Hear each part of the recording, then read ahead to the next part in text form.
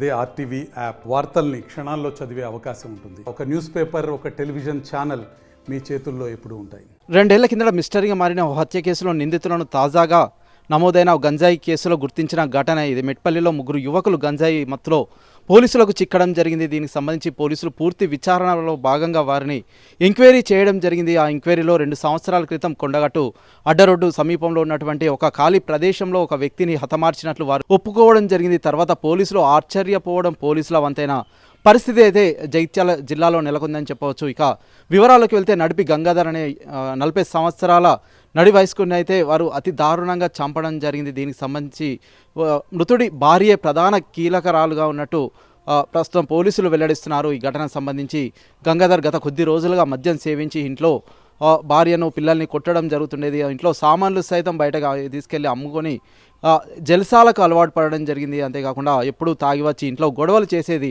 దీంతో విసిగి వేశారైనటువంటి భార్య తనను ఎట్లాగైనా అంతమొందించాలని పథకం పన్నింది. దీనిలో భాగంగా వరుసకు కొడుకైనటువంటి గ్రహితో తను ఒప్పందం చేసుకోవడం జరిగింది. తను ఎట్లయినా చంపాలని తను నిర్ణయించుకోవడం జరిగింది. అంతేకాకుండా కూతురి పెళ్లికి సంబంధించి సైతం తను ఎప్పుడూ అడ్డు చెప్తున్నాడన్న కారణంతో 10,000 రూపాయలు మృతుడికి ఇస్తానని గతంలో హామీ తీసుకొని మృతుడి కూతురికి వివాహం చేయడం జరిగింది.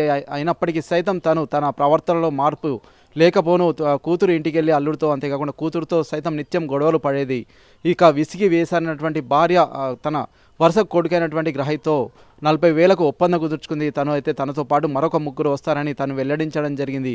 ఈ నేపథ్యంలో కొండగట్టు ఆలయ దర్శనానికి వెళ్దామని చెప్పేసి వారు కారులో కుటుంబ సభ్యులతో పాటు మృతుడు సైతం అక్కడికి రావడం జరిగింది. వచ్చిన క్రమంలో ఒక టేకు తోట పరిసర ప్రాంతాల్లో మద్యం సేవించడం జరిగింది. మద్యం సేవించిన అనంతరం తనని అతి దారుణంగా కొట్టి చంపడం జరిగింది. ఇక తను మరణించాడో లేదో అన్న అనుమానంతో దానిలో ఉన్నటువంటి ఒక నిందితుడు పక్కనే ఉన్నటువంటి డంప్ యార్డ్ దగ్గర ఉన్న పాత టీవీ పిక్చర్ ట్యూబ్ పగలగొట్టి దాంతో మెడ సైతం కోసి చంపడం జరిగింది. వారు చనిపోయాడని నిర్ధారించుకున్న తర్వాత ఆ శవాన్ని పూర్తిగా పెట్రోల్ పోసి కాలబెట్టడం జరిగింది. కేవలం ఎముకల గూడు మాత్రమే మిగలడం జరిగింది. తర్వాత వారు ఇంటికి వెళ్ళిపోవడం జరిగింది. 2-3 రోజుల తర్వాత గుర్తించినటువంటి స్థానికులు వెంటనే పోలీసులకు సమాచారం అందించారు. విషయం తెలుసుకున్నటువంటి పోలీసులు కేవలం అస్థిపంజరాన్ని మాత్రమే గుర్తించడం జరిగింది. తర్వాత ఆ అస్థిపంజరం మగ మనిషిదిగా గుర్తించడం జరిగింది. దీనికి సంబంధించి పూర్తి వివరాలు వారికి ఏమీ అందకపోవడం, అంతేకాకుండా మృతుడి భార్య సైతం తను తాగుబోతూ ఎక్కడికో వెళ్ళిపోయాడు మమ్మల్ని వదిలిపెట్టి అంటూ చుట్టుపక్కల వెల్లడించడం జరిగింది. ఇక అందరూ సైతం దాన్ని విశ్వసించడం జరిగింది. ఇక ఇప్పుడు గంజాయి మత్తులో మెట్పల్లికి సంబంధించినటువంటి పోలీసులు 3 నిందితుల్ని అరెస్ట్ చేసి వారిని ఎంక్వైరీ జరుపుతున్న క్రమంలో వారైతే 2 సంవత్సరాల క్రితం వ్యక్తిని మేమే చంపాము అంటూ ఒప్పుకోవడం జరిగింది. దీనికి సంబంధించి పూర్తి వివరాలు డీఎస్పీ రఘుచందర్ వెల్లడించారు. ప్రస్తుతం వారు ఏం చెప్తున్నారు అనేది ఒకసారి చూసే ప్రయత్నం చేద్దాం. 14వ తారీఖు రోజు ఒక కేసు రిపోర్ట్ అయింది.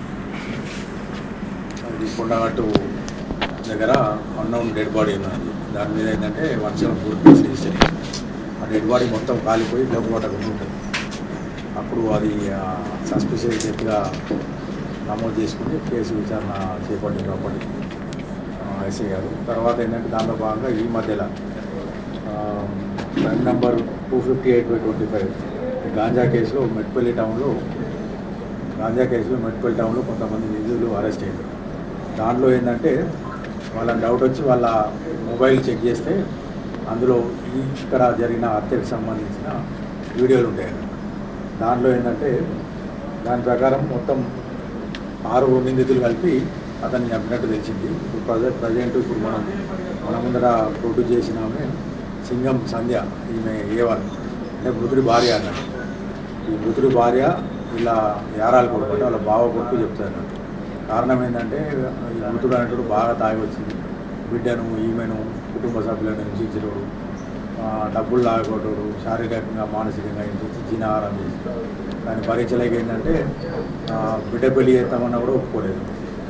తర్వాత ఈయనకు 10,000 రూపాయలు ఇస్తే బిడ్డ పెళ్లికి ఒప్పుకున్నాక కూడా మళ్ళీ బిడ్డ పెళ్ళి అయినాక కూడా అక్కడికి వెళ్ళి అల్లు దొరకడవాడు వీళ్ళందరినీ చిత్రహింసలు పెట్టడం చేస్తుంటే వాళ్ళు ఏమనుకున్నారంటే వీడిని ఎట్లయినా తీసేస్తేనే మరి సంతోషంగా ఉంటామని చెప్పేసి వాళ్ళ బావ కొడుకు గ్రాహితి దీనిలో ఏడు సింగం గ్రాహితికి చెప్పి ఒక 40,000 రూపాయలు ఇస్తాము, ఇన్ని చంపేయమని చెప్పి సుపారు ఇస్తారు. దానిలో భాగంగా ఏంటంటే గ్రాహితి అంటాడు వాళ్ళ ఫ్రెండ్స్ అబ్దుల్ అఫ్సరు, చెన్న నిఖిల్ వీళ్ళందరిది కూడా మెట్పల్లి.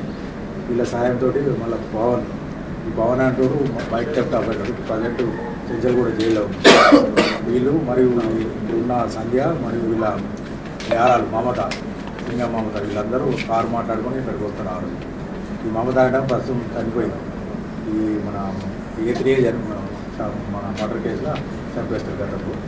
ప్రజెంట్ అప్పుడు వచ్చేసి ఏంటంటే అతన్ని తాగిచ్చేసి బాగా తాడుతోటి వైర్ తోటి ఊరేసి మొత్తం టీవీ దాని గ్లాస్ తోటి బలలో గొడ్డు పోసి అవన్నీ వీడియో తీసుకొని కాలబెట్టేసి గుర్తుపట్ట కూడా కాలబెట్టేసి వెళ్ళిపోయింది. ఇప్పుడు మెట్పల్లి టౌన్లో మొన్న గాంజాని వీళ్ళు అరెస్ట్ అయ్యింది. A22 F4 వాళ్ళు అరెస్ట్ అయినప్పుడు వాళ్ళ ఫోన్లు చెక్ చేస్తే తెలిసింది.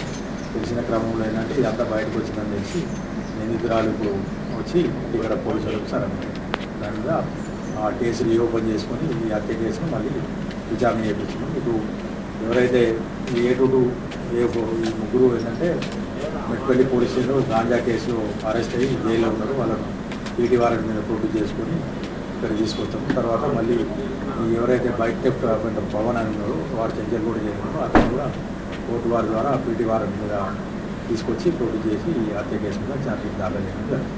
మరిన్ని వీడియోస్ కోసం ఛానల్ ని సబ్స్క్రైబ్ చేయండి. లేటెస్ట్ అప్డేట్స్ కోసం వాట్సాప్ ఛానల్ ని ఫాలో అవ్వండి. ఆ లింక్ డిస్క్రిప్షన్ లో ఉంది.